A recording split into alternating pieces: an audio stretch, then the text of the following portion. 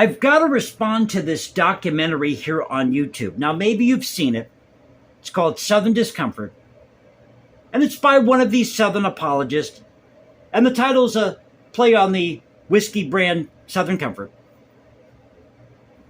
But he feels guilty for being born and raised in the South, participating in all these Civil War reenactments.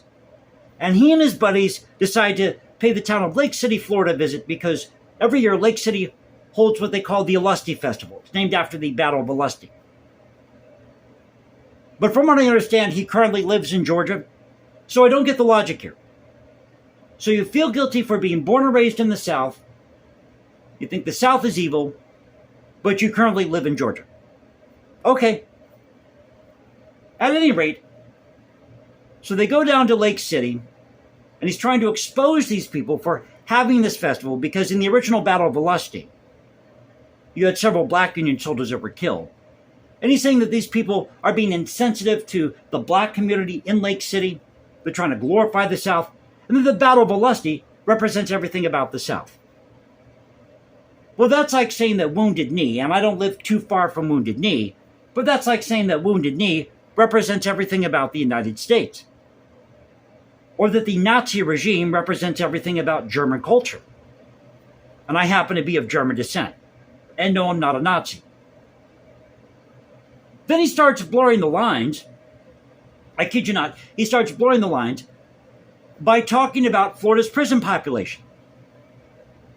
How 18% of the state's population is made up of black men, but they comprise 48% of Florida's prison population. And I'm thinking to myself, well, why don't you create a separate documentary talking about Florida's prison population and how you have a high incarceration rate with black men in the black community, the factors that are causing that. No, we can't do that because you see, it's the Confederacy's fault. You've got to blame it on the Confederacy, even though the Confederacy has been dead and gone for 150, 160 years. Just like what happened with the Supreme Court, this decision regarding affirmative action, blame it on the Confederacy. So whether it's a national problem, a problem in your personal life, an issue with Florida's prison population and the black community in Florida, blame it on the Confederacy. Now, I understand we had that loophole in the 13th Amendment regarding slave labor in the case of criminal punishment, contract leasing. But come on, man. So I've got to debunk this guy's claims here, and I want to start with this quote. Now, to be fair, he does interview several people, talks about the secession documents, but he really doesn't talk about what's in the secession documents. I mean, word for word. But it says here, ours is a system of governments compounded of the separate governments of the several states composing the Union, the one common government, all its members called the government of the United States. This is by John C. Calhoun, by the way. John C. Calhoun. And you thought this was going to be a quote about slavery. The former preceded the latter, which was created by their agency. Each was framed by written constitutions, those of these several states by the people of each acting separately in their sovereign character. Now that phrase sovereign character, or independent and sovereign character, you'll see numerous times in the early American documents. It's in the Articles of Confederation, Declaration of Independence, the preamble to the CSA Constitution, and he says nothing about the CSA Constitution or cases like Lemon versus New York in this documentary. And how many people know that Florida had a secession document? Now, I thought this was pretty cool because I was born and raised in the Tampa Bay area. It was never published, never edited, but they drafted this thing in Hillsborough County. So I'll share some of that with you at the end of the video. But getting back to the quote, and that of the United States by the same, acting in the same character, but jointly instead of separately. All were formed on the same model. They all divided the powers of government into legislative, executive, and judicial, this balance of power, and are founded on the great principle of the responsibility of the rulers to the ruled. In other words, it starts from the ground up. We have this idea that everything comes from the center. No, it's supposed to be the people of the states that are granting certain powers to the center to protect the people. The entire powers of government are divided between the two, those of a more general character being specifically delegated to the United States, and all that is not delegated being reserved to the several states in their separate character. Each within its appropriate sphere possesses all the attributes and performs all the functions of government. Neither is perfect without the other. The two combined form one entire and perfect government. John C. Calhoun, who supported slavery but was a staunch Unionist who believed in states' rights. He also was one of the most prolific political figures in the 19th century. Served 40 years in our government, was our vice president. So he knew something about government, how government should be run, how it could be run. So let's go to South Carolina's secession document, this section where they talk about slavery. As you're going to see, it wasn't quote-unquote slavery. So they call out the northern states, Massachusetts, Maine, Rhode Island, New York, Connecticut. Also call out Wisconsin, Iowa, and Ohio. Say here, in many of these states, the fugitive is discharged from the service or labor claim, talking about the Fugitive Slave Clause. And in none of them has the state government complied with the stipulation made in the Constitution. So it wasn't necessarily slavery, it's the fact that these states weren't abiding by the Constitution as it was written at the time.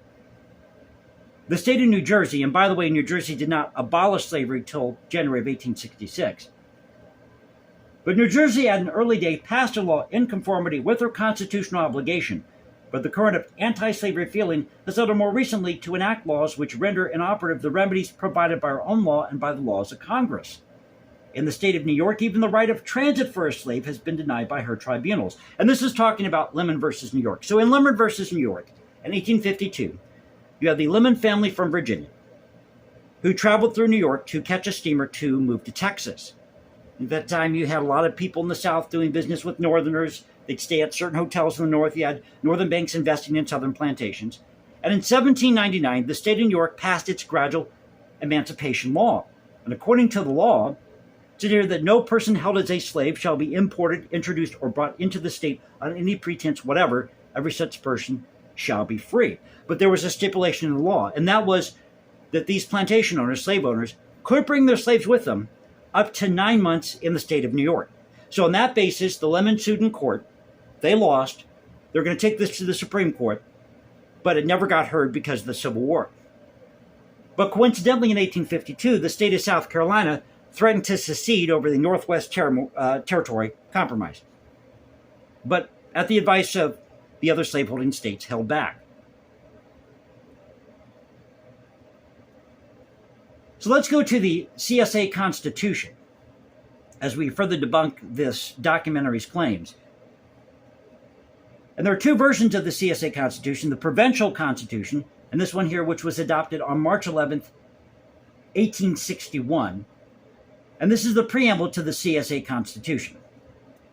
We, the people of the Confederate States, each state acting in its sovereign and independent character, in order to form a permanent federal government, establish justice, ensure domestic tranquility, and secure the blessings of liberty to ourselves and our posterity, invoking the favor and guidance of Almighty God, to ordain and establish this Constitution for the Confederate States of America. Well, the word that's missing here is slavery. You're not going to find the word slavery in the CSA Constitution. But the most important section of the CSA Constitution is actually Article 1, Section 8, which lays out all the powers of Congress. It says that Congress will have the power to lay and collect taxes, duties, imposts, and excises for revenue, provide for the common defense, carry on the government of the Confederate States, but no bounty shall be granted from the Treasury, nor any duties or taxes on importations from foreign nations be laid to promote or foster any branch of industry. And they put this in here because you had a lot of corruption at the federal level, all these backdoor deals, and the government was turning a blind eye to it. The Congress could also borrow and create money, establish uniform laws of naturalization, and they even debated how the post office in the CSA was going to be funded. The post office. To establish post offices and post routes, pay the expenses of the post office department after the first day of March in the year of our Lord, 1863, shall be paid out of its own revenues. Now here's a section where they talk about slavery. The importation of Negroes, this is their wording, of the African race from any foreign country other than the slaveholding territories or states of the United States of America is hereby forbidden, and Congress is required to pass such laws as shall effectively prevent the same. They're trying to curb the illegal slave trade. Congress shall also have the power to prohibit the introduction of slaves from any state not a member of or territory not belonging to this Confederacy. Now, this is the part people quote all the time. No bill of attainder, ex post facto law, or law denying or impairing the right of property and Negro slaves shall be passed. Well, this is actually in 3 parts. So you couldn't have a bill, Congress, not the states, but Congress, because the states were sovereign and independent in the CSA. Congress could not pass a bill of attainder, ex post facto law, or law denying or impairing the right of property in Negro slaves. But a law that denies impairing the right of property in Negro slaves is different than a law that abolishes slavery. That's where people get confused. Because we saw, as I just mentioned with New York, New York passed its abolition law in 1799, but they still allowed slaveholders, plantation owners, to bring their slaves with them up to 9 months in the state of New York. So they have this idea of a dual system. Hey, we could still allow slave owners to have their slaves, and we could allow these states to be sovereign and independent, and if they wanted to pass a law to abolish slavery, they could do so. So again, these are all the limitations put on Congress. If you go to Article 4, by the way, the president in the CSA could only serve a 1 6-year term, same thing for the vice president, but the vice president could be reelected, not the president, though. Article 4, Section 2 says the citizens of each state shall be entitled to all the privileges and immunities of citizens in the several states, have the right of transit and sojourn in any state of the Confederacy. This goes back to Lemon versus New York. They mention here the Fugitive Slave Clause, anybody who's charged with a crime, because you had a lot of these people, white indentured servants, who were committing these violent crimes that would escape to a free state claiming immunity, or maybe it was a black slave who may have committed a crime against another slave or a violent crime, and they would escape to these free states and claim immunity. So that's why this was put in the CSA Constitution. So finally, let's go to Florida's secession document from 1861. To talk about how a sister state is dealing with these people committing murder and crimes, and the felon chief of that murderous band has been canonized as a heroic martyr by public meetings, by the press, pulpit, by the northern states, and nothing's being done about it. You had 2 governors that were refusing to send this person back as a fugitive of justice.